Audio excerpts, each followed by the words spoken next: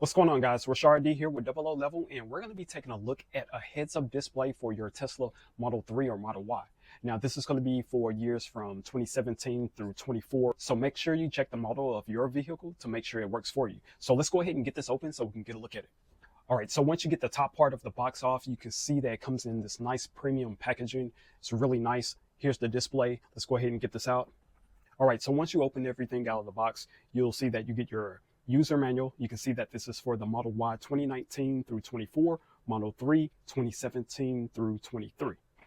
You get a tool to help you remove any plastic covers or covers so you can install the wiring harness.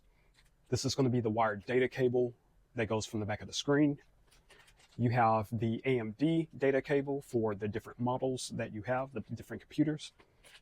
This is a rear data cable.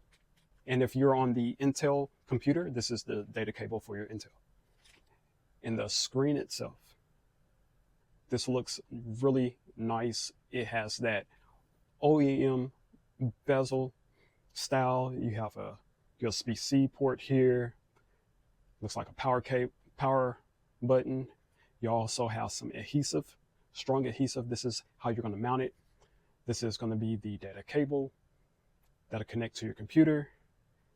And this just looks nice and premium. Now, what's really nice about this is that it's going to allow you to have the same information that's on your display, on your main display, but this is going to be right in front of you. And what I really like is that this looks like a mini version of the original Tesla display. It doesn't look like some knockoff cheap display. So when you install this, it's going to look like the car came with this. That's what I really like about it. So let's go ahead and get this installed. It should be really simple. If you have ever installed, a radio from back in the day into your vehicle, you're going to be very comfortable with this. The instructions are straightforward. There's just a couple of covers to remove, and then you're just going to unplug a couple of things to plug the wire harness in. Now, when doing this, I would recommend turning off your car's main power. You should be able to do that in the menu system. If you've navigated through your menu system, you should know this as an owner. If you are not comfortable with this, make sure you get someone to install this for you. So first, we're going to clean the surface where we're going to be mounting the display. You are going to remove the 3M adhesive. Once you have that in position, you can connect your data cable. Then we're going to run that cable along the dashboard. You can just use the tool that they provided to hide the cable between the dashboard and the cover. Pry open the baffle. Then all you have to do is find the data cable that is listed on the diagram in the instructions.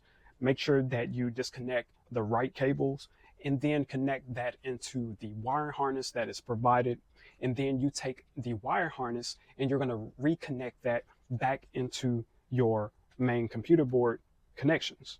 Once you've done that correctly, you should now have a display on both your main car display and your heads-up display, and you'll be good to go.